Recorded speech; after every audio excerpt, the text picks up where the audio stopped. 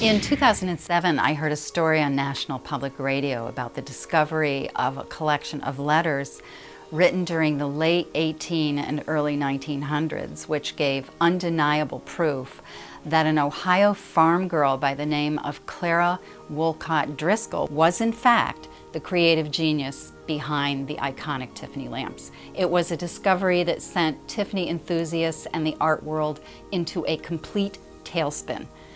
The majority of my writing life has been dedicated to extraordinary women who go unrecognized for what they've accomplished simply because they are women. So for me, this story was irresistible. I knew immediately that I had to find these letters and write Clara's story. As I read Clara's letters, I was transfixed.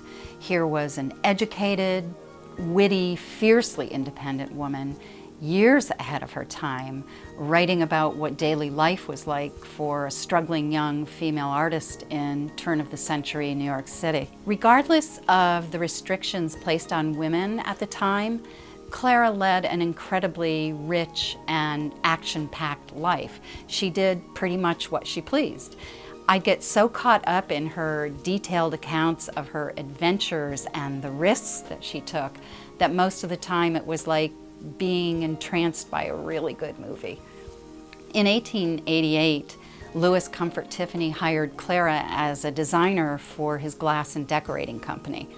Over the next 21 years, she designed not only the lamps, but many of the windows, the mosaics, and other art glass pieces that Tiffany sold to wealthy patrons around the world.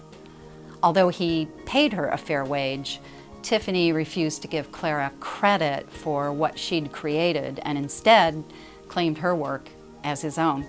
The excuse he gave was if his clients knew it was a woman who had done the designing, he'd be ruined. It was clear to me from day one that Louis and Clara had a complex and tumultuous love-hate relationship.